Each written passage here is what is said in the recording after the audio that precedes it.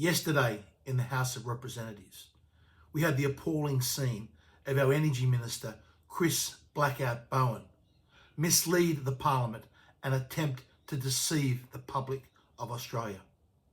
Firstly, listen to the question from Susan Lay, a very good question and well worded. We'll hear from the Leader of the Opposition. Thank you, Mr Speaker. My question is to the Minister for Climate Change and Energy. Minister, what is the average monthly household power bill today, and what was it when Labor took office 3 years ago? Now, in that question, Susan Lay specifically asks about the average monthly household power bills. Minister, what is the average monthly household power bill today? And yet watch how deceptively Chris Bowen answers it. Order. Give the call to the Minister for Climate Change and Energy. Thank you, Mr Speaker. I thank the Honourable Leader of the Opposition for the question.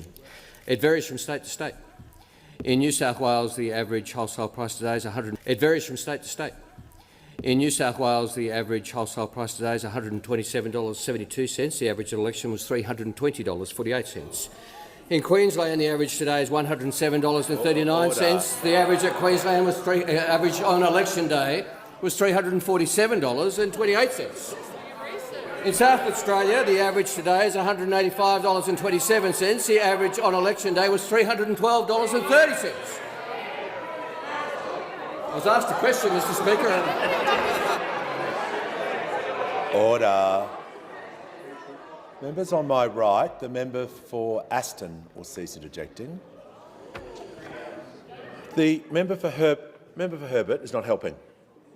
He won't be here to hear anything else if he keeps that up. The Leader of the Opposition is going to be heard in silence when she raises her point of order. A point of order on relevance, Mr Speaker. Despite the rapid-fire delivery from the Minister, it is clear that he is giving wholesale prices, not household prices. The question was about retail prices, and he does know the difference. Order. Order. And Chris Bowen, in his answer, was deliberately deceptive.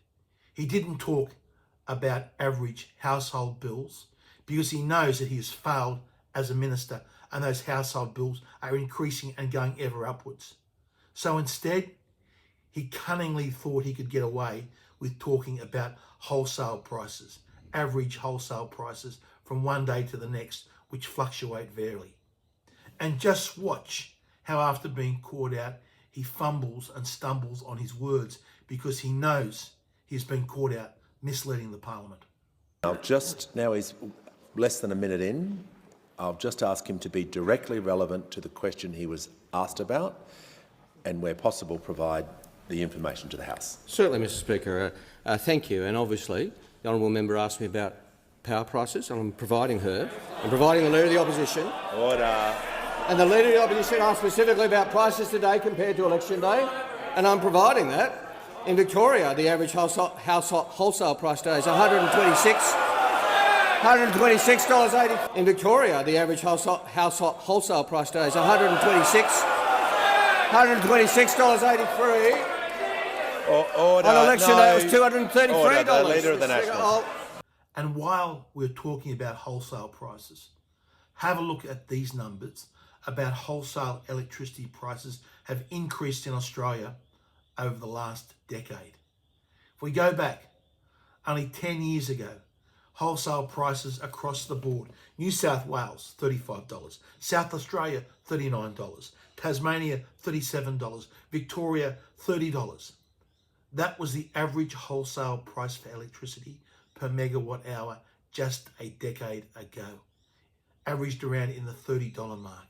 And yet here we have all these wonderful so-called cheap renewables coming into the system, and the average wholesale price today is over $100. Wholesale prices have tripled in less than a decade. This is a crime against the Australian people. This is what net zero is doing to our electricity supply. And it's only going to get much worse. And remember, they are just the wholesale prices. That is the generation cost only. The poles and the wires cost, the transmission and the distribution lines, which make up the majority of people's bills, is even going to get worse and become higher and higher, because trillions of dollars have to be spent to hook up all these new renewables to the grid. As a nation, we have surrendered our national competitive advantage to this madness of net zero. No wonder so many people are struggling with the cost of living. No wonder so many businesses are closing down and so much of our industry is moving offshore. This is the damage that net zero is doing. And as I said, it is a crime against the Australian public.